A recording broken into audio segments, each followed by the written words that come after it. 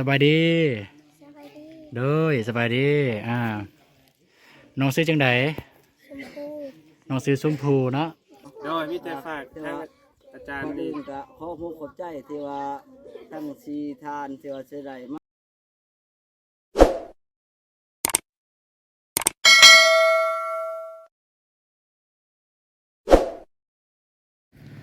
กับทักทายสบายดีแล้วก็สวัสดีพ่อแม่พี่น้องเบิร์ดสุขุสุคนเนาะบ่ว่าอยู่ภายในหรือต่างประเทศเด้อวันนี้เบาตูนกับมากับทีมงานก็เป็นครั้งแรกที่ได้เจอกับเบาติงเบาลี่แล้วก็เบาเหงาเนาะก็ได้มาบ้านอลิงพี่น้องเอ้ยแล้วก็ทางเบาเหงาทางเบาลีเพิ่นก็ว่าอยากมาแวะมาสุมาเกินว่าจะได้มาแจกปึ้มแล้วก็โซพี่น้องเอ้ยเนาะก็ทีมงานเขาทางเบาตูนเองก็ได้ซอยเรือเพิ่นทางด้านการพละกำลังนั่นแหละพี่น้องเอ้ยก็คือซอยเรือแจกปึ้มให้เด็กน้อยน้องๆนักเรียนพี่น้องเอ้ยก็คือขาดแคลนพี่น้องว่ามีปึ้มซอยเนี่ยก็มาแจกก่อนอื่นว่าก็ต้องขอขอบใจทางผู้ใหญ่ใจดีที่ซัพพอร์ตทางด้านเบาลี่พี่น้องเอ้ยหรือถ้าผู้ใดอยากจะซอยเรือเล็กๆน้อยๆกับเบาตูนยินดีเป็นสะพานบุญพี่น้องเด้อเนาะโอเคบ่าวยาวกับไม่แต่ว่าไปเลยไปเบิ่งบรรยากาศการแจกเครื่องของเบาลีแล้วพี่น้องเอ้ยไป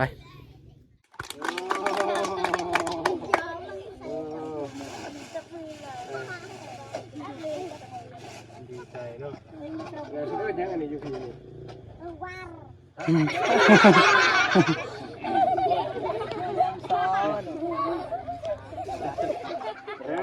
ไม่ยังก็ภาษาบ้านเจ้าน่ะปราเลยต้องได้ใช้ลิ้นหน่อยนึงบ่ดื้ได้ทำได้จะสิแบ่งกันได้ได้นี่ยายก่อนผู้ใดมาก็ยายเรียนแถวจะคนจะคนผู้ใดจะมอบให้ก็มอบก็ได้มอบไปแล้วครับก็ตามต่อนี่มีตัวลายสัมภาระผู้ละอันก็ได้นี่แล้วแต่ทั้งเจ้าภาพเพิ่นน้อยเล่มนะบ่ได้จำกัดหรอกเก็บไปเลยก็ได้มีน้อยเล่มตัวนี้เรียนครับเรือว่ามอบมันมีก้อนเรือนั่นกับมูเย็นกับมอบต่อก็ได้สุดแล้วแต่ว่าจะมาจะให้มันทั่วถึงกันเนาะเพราะมันหน้าบกครบนี่ตัวนั่นแหละจะให้เป็นคนละจักเล่มแกะ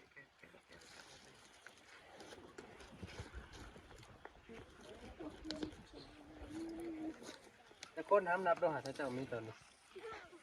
นับแม่นี่เรียนแถวรถจะจืดผู้นึงนับ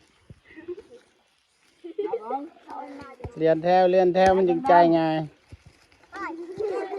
พอได้นับหนึ่งแล้วก็บ่ปากมันนั่งต่อเลย2-3เลย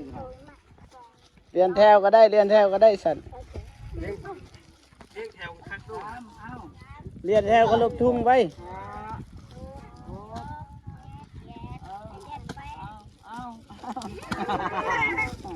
ไปเรียนแถวท่านแล้วเพิ่นมอบแล้วพวกเราเนี่ยมาเลยเนาะ2 แถวก็ได้เอา2 แถวพอได้น้อยก็อยู่ทั้งนาแล้วพอได้ใหญ่ก็อยู่ทั้งล่างเลยแถวอาจจะดีครับ2 แถว2 แถวพอได้พวกเขาแถวเพิ่นบ่จ่าย2 แถวก็ได้อยู่นี่แหละอยู่นี่ยุดนี่ก็แถว2 แถวยาวสินะ2 แถวยาวสิ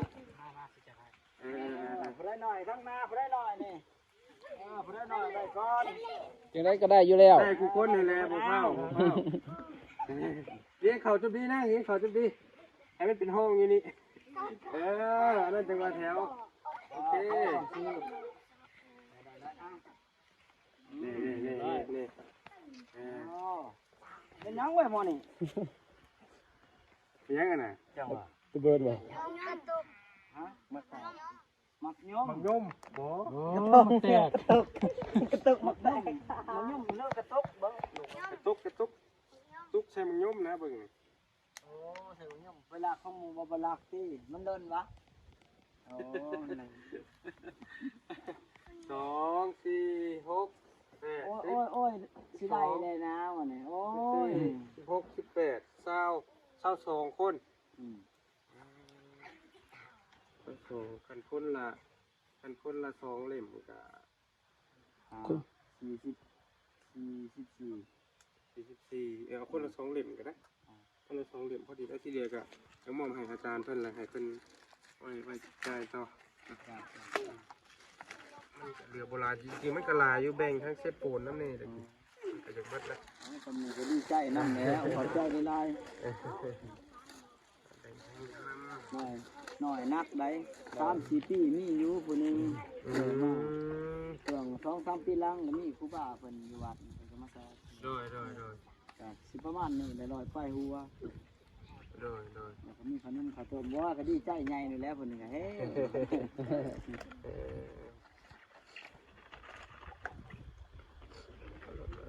คนละ เอาคิดเห็นเขาตอนยังน้อยนะ แม่ ช่วงเฮายังน้อยบ่มีได้นี่แหละน้อยนักได้ ใส่มิกทั้งหมดมิกสิบอก บิ๊กคนละการก็ได้ บิ๊กซอกคนละการบรรทัดคนละการ บ่มานะแต่ตัวเฮาเพิ่น ลายอยู่เลย ท่านเพิ่นยังสิ แม่นหรือว่ายังสิ ยัง59 คนลงหัวเลยแล้วก็ อันคนละก้านบ่ มีคนละการแล้วก็ อันนี้ก็ได้อันนี้ดินี่ลายอยู่อันนี้ก็ อันนี้คนละอันนะ คนละอันบ่โอเคใส่ได้หึงเกือบอยู่ดอกให้กันเนาะอันนี้ดิ ออกมาเข้าใจกันเออ คนละ2บ่ลายอยู่นี่ก็เนี่ยเป็นหลินอยู่ เปล่า คนละ นึง เปล่า คนละแผ่นแล้วเนาะบ่อันนี้ก็ลายอยู่ได้เอ้า ไอ้คนละ2คอยไม่ทัน ก็ได้โทรศัพท์มา นี่นะเป็นจำต้องให้บ่ แมนสิซอยเบาตูดนี่นะ บ่ได้แล้วได้แล้วจะนำ โอเคได้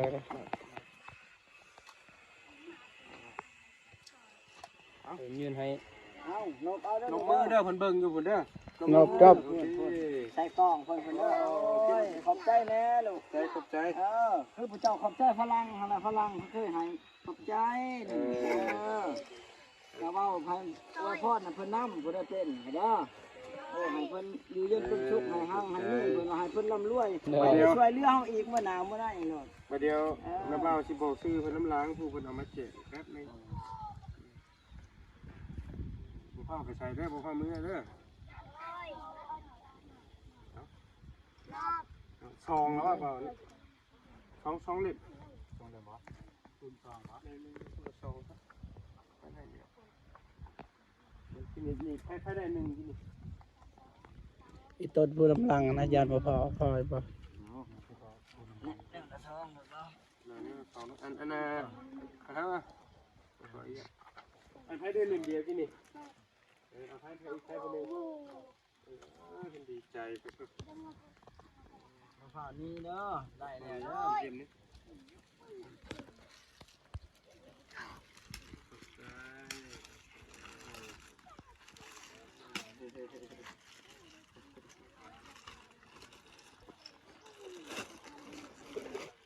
คือคนซองขึ้นไปเลยเนาะแต่ว่ามันมีถุงกันอยู่มันก็เลยจ้าน้องให้ไม่บรรทัดนะมัน อ้าวถอดขึ้นอ้าวท่านในบุรแพงหรือว่า คุณแพงแล้วก็ได้คือสิโก้ อ้าวโอ้ย พ่อบอกทำมาคุณแพงยังไงหายอยู่เนาะพ่อบอกขอบใจทำมาดีๆครับตัวมันว่า4 เครื่องบ่คู่ละ2 อันสิก็ได้นี่4 เครื่องก็บ่ได้มันอยู่น้ำอันเดียวหายอยู่ คือดอกผมมาเนี่ยครบแต่ว่าพวกบ่มาเนี่ยสิบ่ครบคือนั่นนะท่านว่าอยากให้ได้ตัวละโอ้ยนะ เอาคนละ2ก็ได้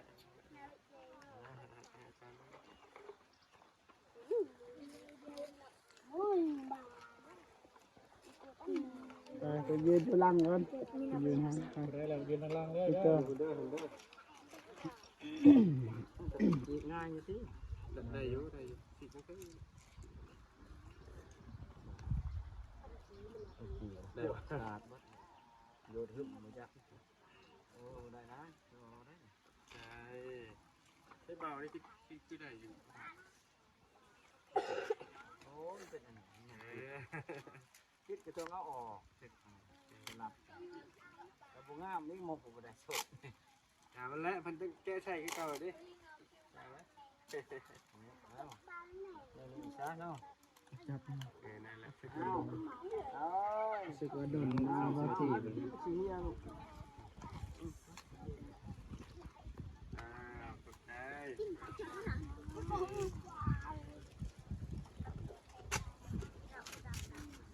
อ้าวลูกแพงดาลูกขับจะได้แพงดาย่างอีกเอ้านี่ยังอันนี้ยังภาษาลิงเฮา ให้ว่ากินดีตรงไหนกินดีจ้ะ Perwar Yang tin yang han ne pemain ni.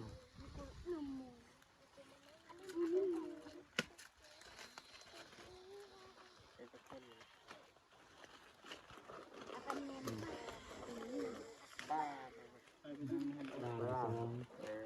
ระโซก็มันก็คล้ายๆกัน ลื่นมือ Ba. Eh, puan. พึ่งสกูลพึ่งอะไรได้เราตั้งใจเรียกนะมีผ่านนะเว้ย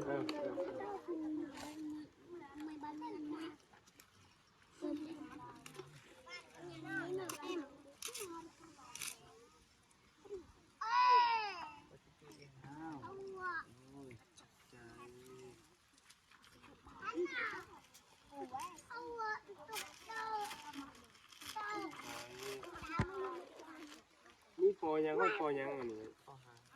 หักเนาะ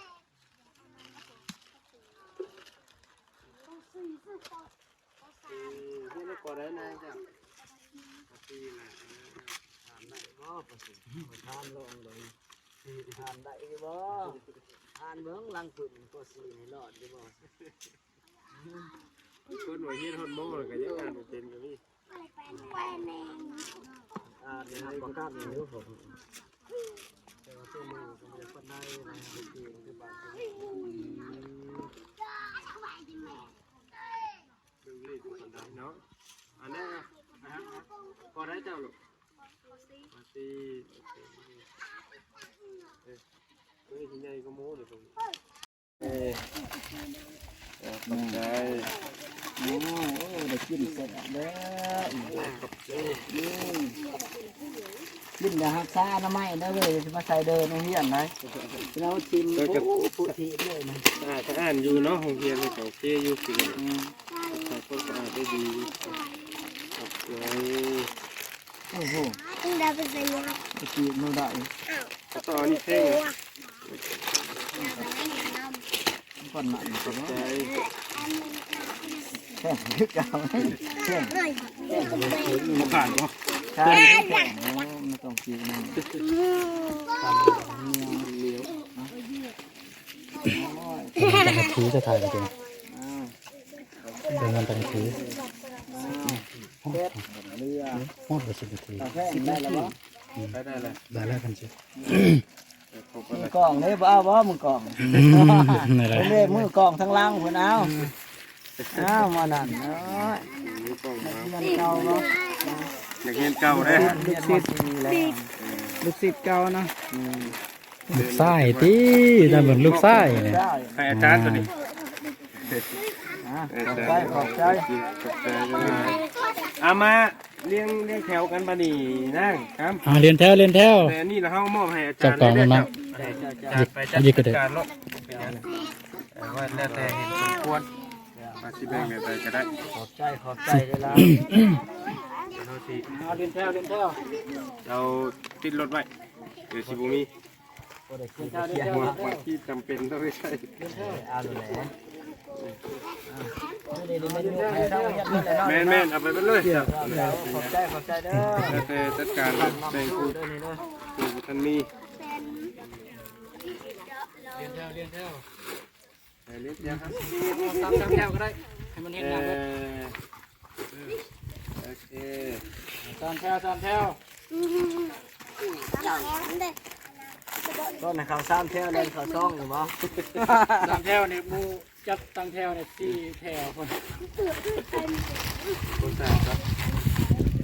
ยืนนี่ พระนิดหน่อยก็ได้ปืนเจ้าเข้าอันนั้นนี่เนาะ ไม่ได้มาสิงยัดให้ดีแล้วเนี่ยมาลังปีใหม่คนนั้นเนาะ ได้เจ็บ จันเดือนนี้คือตีบอลเราจะสถาน อ่ะมีแต่ฟังเด้อนะบ่าวสิเว้าเด้อแม่ผู้เพิ่นเอามาแจกนี่เพิ่นชื่อว่าแม่วงแหวนแล้วก็เอ้ยพรแล้วก็เอ้ยเปรมแล้วก็เอ้ยแซมมานา4คนเด้อเพิ่นฝากให้ทั้งนาบ่าวนี่เอามาแจกให้น้องๆนักเรียนเด้อมีแต่ฝากให้จุมเจ้านบมือขอบมุกขอบใจขอบบุญขอบคุณเพิ่นเน่เพิ่นเบิ่งอยู่เด้อเอ้า ขอบใจขอบใจขอบใจไม้ขอบใจชื่อว่าซื้อเพิ่น4คนหาน แม่วงแหวนเอ้ยพรเอ้ยเปรมแล้วก็เอ้ยแซมมานา ชื่อบ่ ก็มีแต่ว่าผู้ชื่อก็เอาผู้ใหญ่ใจดีที่เดียวก็ได้มันจะง่ายเด้อเอา ขอบใจผู้ใหญ่ใจดีที่มาส่งเสริมลูกหลานวันนั้นเอา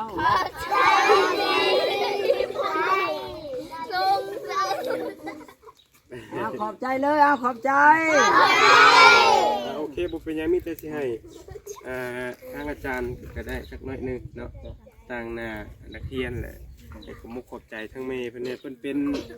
คนลาวเฮานี่แหละแล้วเพิ่นไปอยู่ต่างประเทศพูดเพิ่นมีโอกาสมาเที่ยวมาเยี่ยมมายามเพิ่นก็เลยโทรหาบอลลี่นัดกันไปเอาอยู่ฮัดมื้อนี้มาแจกน้องๆท่านแน่ว่าซะ ขอมีงานเนาะ โดยมีแต่ฝากทางอาจารย์ นี่ นี่ ก็ขอมุกขอบใจที่ว่าทั้งสีทานที่ว่าจะได้มา ขอความสงบเด้อ สนับสนุนที่ว่าสร้างโรงเรียนอาลิงเฮานี้เนาะ โดย อยู่ทั้งบ้านคำกอกที่ว่า โอเคทุกคนหลังจากที่ทีมงานแล้วก็เบาลีมอบเครื่องแจกเครื่องให้น้องๆนักเรียนเรียบร้อยแล้วก็ทางอาจารย์ครูสอนเพื่อนก็ได้ฝากอกขอบใจทางผู้ใหญ่ใจดีได้ช่วยเหลือทางโรงเรียนเพื่อนก็บาตูนก็มีแนวคิดอยากจะมาสัมภาษณ์น้องนักเรียนเนาะที่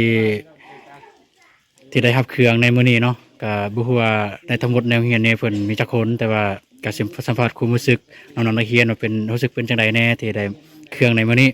โอเคสบายดี สบายดี โดยสบายดีน้องซื้อจังได ชมพู น้องซื้อส้มพูเนาะน้องส้มพูเรียนอยู่ห้องใดละ ภาษา ห้องป .3 ป .3 น้องได้จักปีละ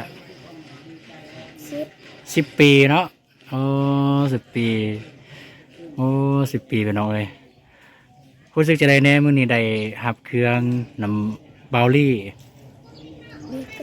รู้สึกดีใจเนาะได้ยังแหน่ ขนม ขนมเปิ้ม ซอ ซอบิ๊กมีปะ คือ เนาะน้องเฮียนห้องป .3 เนาะเฮียนเก่งปะเฮียนเก่งปะเอาน้องมียังอยากจะเว่าแบบคุมรู้สึกแบบน้องรู้สึกจังใดแน่ที่มีคนมาให้เครื่องรู้สึกแนวใด ตื่นเต้น ตื่นเต้นและดีใจฝากขอบใจผู้ใหญ่ใจดีเพิ่นแน่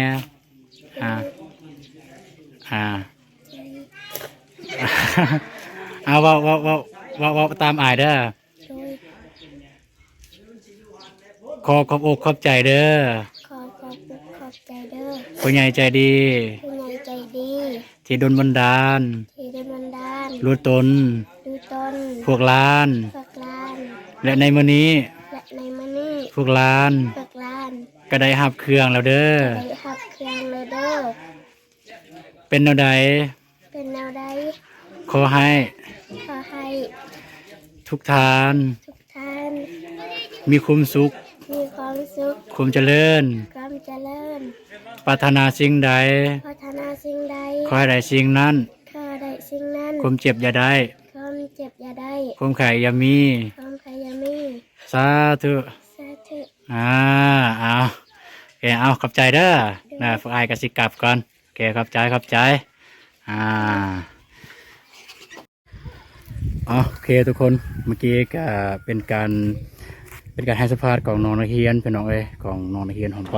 .3 ก็มีความรู้สึกแนวใดที่ได้รับเครื่องเนาะก็ตามที่น้องเพิ่นเว้าก็สุดท้ายนี้คลิปนี้ก็บ่มีหยังหลายพี่น้องเอ้ยคือเห็นเบาตูนใส่แมสจังซี่เบาตูนเนี่ยถึกต่อตอดพี่น้องเอ้ยบ่กล้าให้พี่น้องเบิ่ง ก็ต้องขอโทษขออภัยหลายๆเด้อโอเคคลิปนี้ก็ยังเรื่องหนึงพี่น้องเอ้ยก็คือเรื่องเบาตูนเนี่ย จะบริษัทซองของเบาตูนแซนแนลแล้วเด้อเนื่องจากว่าเอฟซีได้หลายคนบอกว่าคนหายากพี่น้องแล้วก็แมนความจริงพี่น้องเอ้ยทางเบาตูนเองแล้วก็ทีมงานได้ทำการค้นหาอย่างกับค้นหาบ่เห็นซองเบาตูนก็เลยตัดสินใจเปลี่ยนชื่อซองเป็นสมัครซองใหม่เลยซะเป็นอาตูนซาแนลพี่น้องเอ้ยเป็นภาษาไทยเด้อผู้ใดได้รับได้ชมมันยังก็อย่าลืมกดไลค์กดติดตามนะเด้อ เนาะสำหรับคลิปนี้ก็เบิ่งอย่างไรก็ต้องขอบใจผู้ใดได้เบิ่งแต่ต้นจนจบมาแต่ว่าคลิปต่อไปเบาตูนแล้วก็ทีมงานมีการขึ้นไว้ในรายการสิบอัปเดตให้ FC ได้เบิ่งเด้อเอาเนาะคลิปนี้ก็ขอบใจเด้อและก็กล่าวคำว่าสบายดีเด้อ